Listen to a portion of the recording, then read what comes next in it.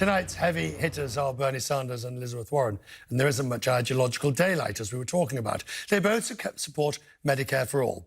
It's a plan to abolish private insurance companies and move to a government system that looks more like Canada or the EU. The latest polling shows support has been falling for a national health plan. It could be an issue their rivals attack on. Other controversials could include whether public college tuition should be free and if student loan debt should be forgiven. A Green Deal, a new Green Deal, and other climate changes policies are feasible. And if millionaires and billionaires should be subjected to a wealth tax. Rana is with me. Rana, if you are the global business columnist and associate editor at the Financial Times. You heard Jeff there talking. Yeah. The Democratic Party is turning to the left. Indeed. Attempting to appeal to grassroots, but is it a dangerous strategy?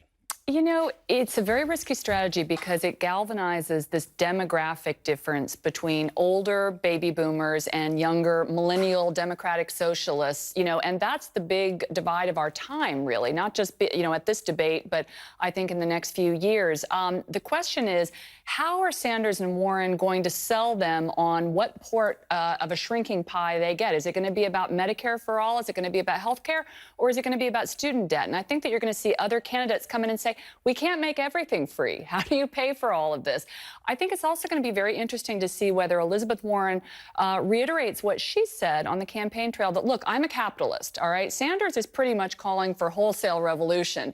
Warren is kind of trying to hedge her bets and say, you know what, we can fix the system.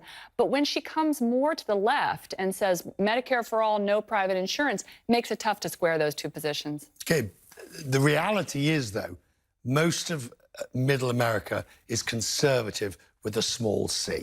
True, but these states that we're talking about, Michigan, Pennsylvania, these are the states, remember, these are the Rust Belt states. These are the states that have been hit hard in the last 10 years. And I think we're going in probably to another recession, maybe by the election. And I think that in those states, you're going to feel more pain more quickly. They're already feeling it from tariffs.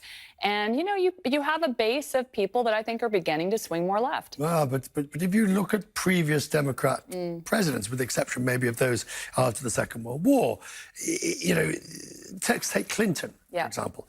Here you had a fiscal conservative who balanced the books and actually ran a budget surplus, but a social liberal.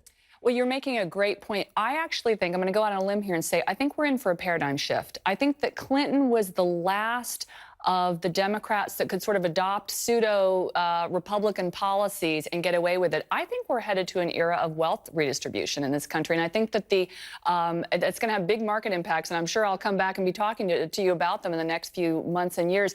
But I think that this election is going to decide that, and I really do think that the Warren-Sanders economic platform, this idea that, look, you cannot have corporations not sharing the wealth. I think that that's going to carry the day. I really do. Right, but when you get that, you then get to the sort of Biden.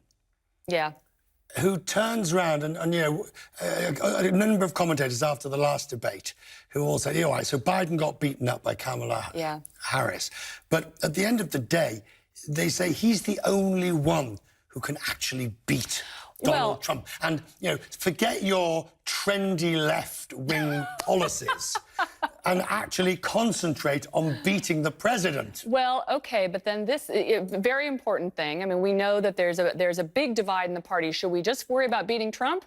Or do we need a yes, or do we need a reset, or do those things coexist? I actually think those things coexist, and I'll tell you why. I think that one of the reasons that you saw Trump win is that there was a voting bloc, and some left amongst those folks that felt sold out by the corporatist wing of the party. And I think that that's where the two things come together. I think that, and Elizabeth Warren has an opportunity here. If she doesn't swing too left and she says, look, I see that we can't go back to the 90s. Those weren't working for a lot of people. But guess what? This is not a socialist country. We're going to meet in the middle. I think if she can carve out that landscape, it'll be interesting. I don't know whether you can these days. We'll see. Good to see you, as always.